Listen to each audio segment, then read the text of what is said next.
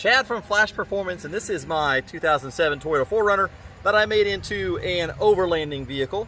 And when I went overlanding the last time, I ran into a challenge. It didn't have four-wheel low. And it didn't have four-wheel low because I haven't used four-wheel low in this vehicle for probably 7 years.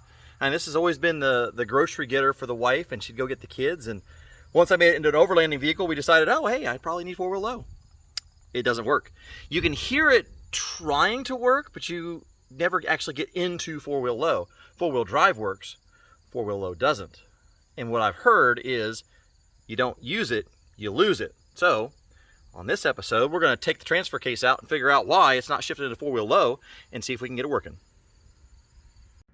So this is an 07 SR5 version. So this has the 6-cylinder in it. So we have the four-wheel drive switch here. To put it into four-wheel low, we make sure it's in neutral, foot on the brake, and then turn. And you can see that the light just keeps blinking.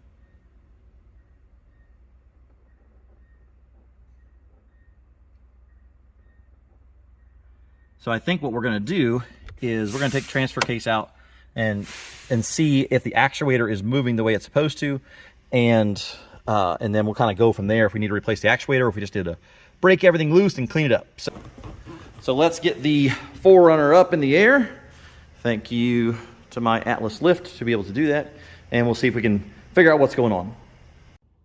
So step one of this process is really take the transfer case out, and I was reading the OE service procedure, and it says you got to take the whole transmission and transfer case out, and that's a bunch of damn hooey.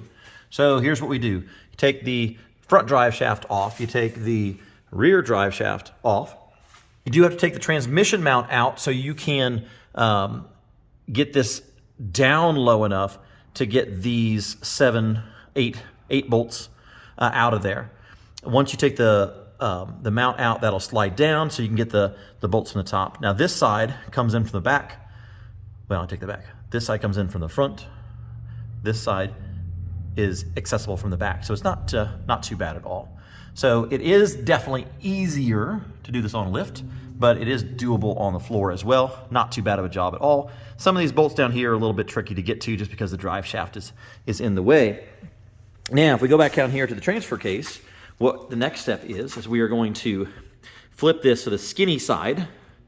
This is the actuator right here. So we're going to take the skinny side, we're going to put that down, and then we're going to take all the bolts loose to pop this part off. So the big part of the case actually is what comes off. So to do that, we do have to take the front yoke off, 30mm nut there, and then we're going to take all these are probably 12s. We'll take all the 12s out, and then we'll get that case separated.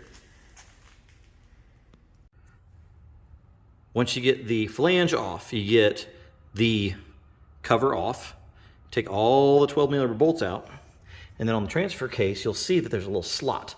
And that slot is just the right size to put a pry bar in there to start breaking that apart to get that separation. And you can see I have the motor down here on the bottom, and I have the big part of the case up here, and the big part of the case is what we're going to actually slide off, and the chain and all the internals are going to stay on that bottom half. Okay. So once you get the top half of the case separated off, you'll notice that there's a bearing set up here at the top. Make sure you don't lose that or drop that down. When we put this back together, we'll actually put this bearing set into that half and then slide those back in. So just make sure that you capture those and don't lose those, keep those clean. So here is actually the shafts that are coming from our transfer case actuator. And there's going to be a set bolt here that we're going to take out. That's going to be a 12mm. And there's a couple of snap rings in there, and then one more set bolt down here.